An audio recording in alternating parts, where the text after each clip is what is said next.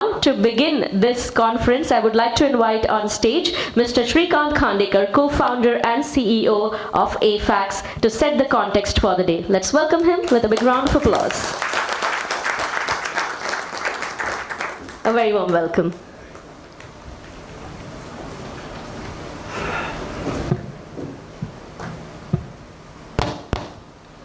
Hi, good afternoon, everyone.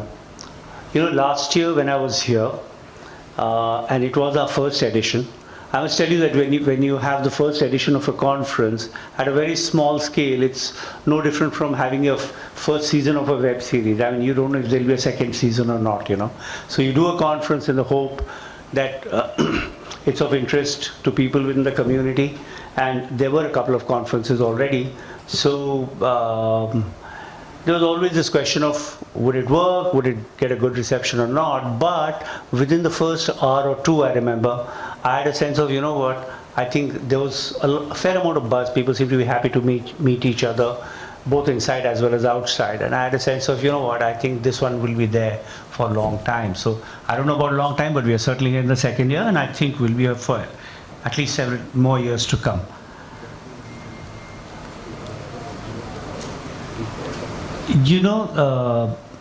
Kathy just mentioned that there have been many big changes in the field of PR and Corpcom, and it's just a recounting of it. Whether it's digital first PR, whether it's the use of social media, what the roles influencers play. It could also be, for example, in the old days, the whole thing was about earned media, okay, and the idea that PR firms would pay money, and that there was something called paid media.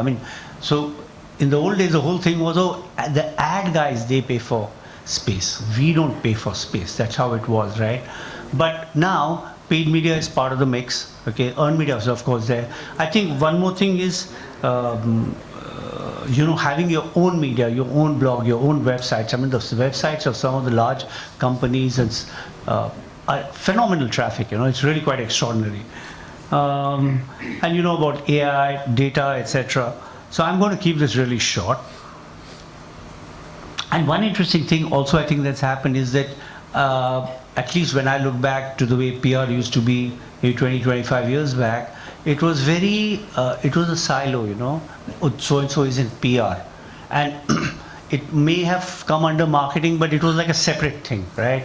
But now PR works with everything else, right? Because of this larger thing of storytelling. So whether it is with social media posts, content marketing, everything, it's all part of that mix, and that's a wonderful thing. I think its scope has increased.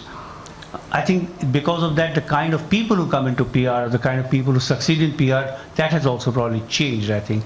And one of the things, so these things have happened, but I find it, but it has also changed things in other ways, in unexpected ways, One of them, for example, is the fact that each of us is a little mini media company in our own right? I may have 100 followers, 1,000 followers, 10,000 followers, 50,000 followers.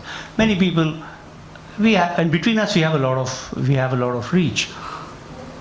Individually it may not be that much, but together it's quite a lot. So when you think about internal, like for example, the division I was saying, like PR versus everything else, one of the things which used to be very clear was internal communication versus external communication. It still exists, but the fact is all the employees also have social media accounts, right? So equally they could become external media, as it were. So that division between internal and external, you have to be very careful. In the old days, you could send a mail and you could be sure that nobody outside would ever read it. Now the damn thing could be just all over the place in 4 hours later, right? So I think the division between external and internal communication, I think the line is not as hard as it used to be. And I think one thing which I find especially interesting, I'm not saying anything extraordinary, but this interests me. That in the past, this sense, I think PR people like control, okay? I think they have a sense of, listen, this is my corporation, nothing negative should go out, I need to control the narrative, etc., okay? So when the stuff hits the fan, there was a sense of I need to control. So these are the 8 steps I need to take. You know, we'll do it this way. Then so and so will speak this way. But that thing has really gone out of the window. I'm not saying companies are not prepared, that they don't have a set of steps. But the point is that the crisis could come halfway up the steps, as it were. It comes from sideways. Okay, you're totally blindsided, and there's this thing always, I mean, you read it's always, you know, you have to be genuine, and you know, you have to be convincing, you have to be natural. But really, it's such a woke world. We are so correct. I mean, you know, the American president rails against it, but there is a reaction in other countries as well. But we are very correct, you know, about gender, about age, about this, about privilege, etc. We are very correct, right? Corporations also correct, as they indeed ought to be. But then how are you going to be sincere? How are you going to be real if actually there's a whole set of rules about what you can and cannot say? It is a work world, that's how it is.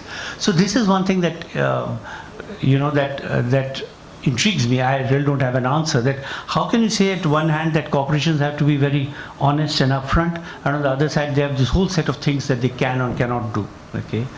So how do you find a balance?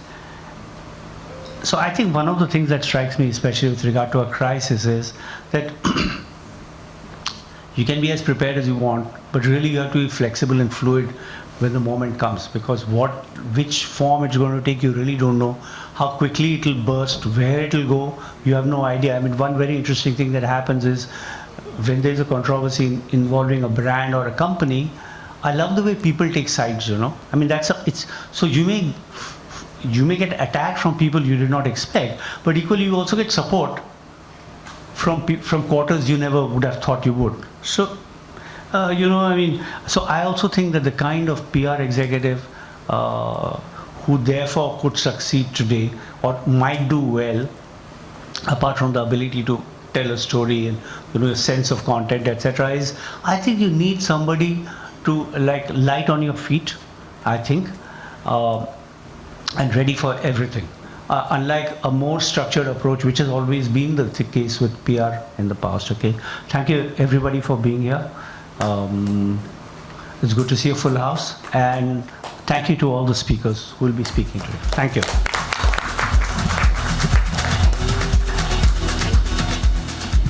Thank you so much, Mr. Khandekar, and I'm sure a lot of our audience here would resonate with the fact how PR has actually changed in the last probably 20-25 years. Now,